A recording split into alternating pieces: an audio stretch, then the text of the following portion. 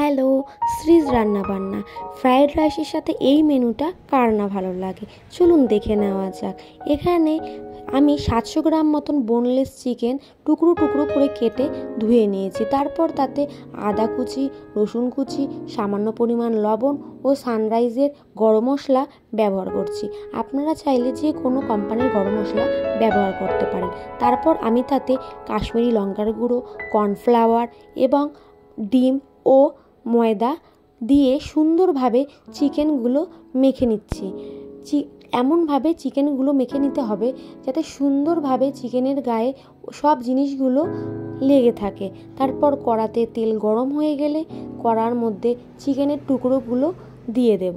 চিকেনের টুকরোগুলো দেওয়া হয়ে গেছে, এবার সুন্দরভাবে ভেজে নিতে হবে যতক্ষণ না পর্যন্ত চিকেনের কালারগুলো ব্রাউন কালার আসছে।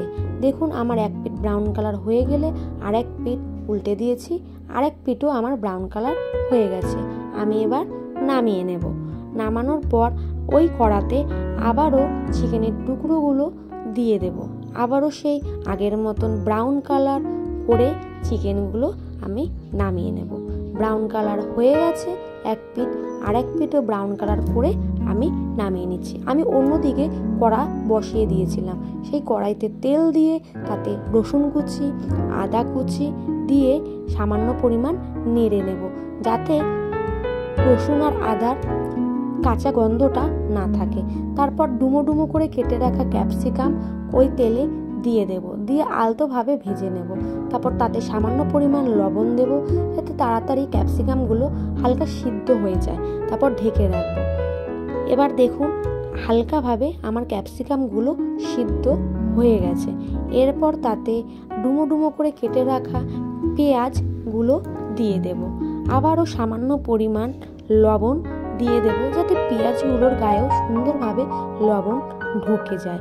তারপর ঢাকা দিয়ে বেশ কিছুক্ষণ পেঁয়াজ ও ক্যাপসিকামগুলো হালকা সিদ্ধ করে নেব। 80% সিদ্ধ করলেই হবে। এই রেসিপিতে খুব বেশি সিদ্ধ করা কিন্তু যাবে না, তাই 80%ই সিদ্ধ করতে হবে। এবার আমার 80% সিদ্ধ হয়ে গেছে। এবার আমি তাতে কিষানের টমেটো সস ও সয়া সস দিয়ে দেব। 2 টেবিল চামচ দিলেই হবে। তারপর এতে আমি বেশি করে কাশ্মীরি লঙ্কার গুঁড়ো দিতে হবে, কারণ এই রেসিপিটা একটু লাল লাল না হলে ঠিক জমবে না। তারপর ভাজা হয়ে গেলে আমি তাতে জল দিয়ে দেব, পরিমাণ মতো জল দিয়ে দেবেন। তারপর কিছুক্ষণ ঢাকা দিয়ে ফুটিয়ে নেব। ও আপনাদের বলা হয়নি, আমি ওই চিকেনের টুকরোগুলো তাতে দিয়ে দিয়েছি, ভিডিওটা ঠিক করা হয়নি। তারপর একটা পাত্রে আমি কিছুটা পরিমাণ কর্নফ্লাওয়ার জল দিয়ে গুলে রেখে দিয়েছিলাম, সেটা এবার ফুটে আসলে সেই কর্নফ্লাওয়ার জলটা আমি তাতে দিয়ে দেব।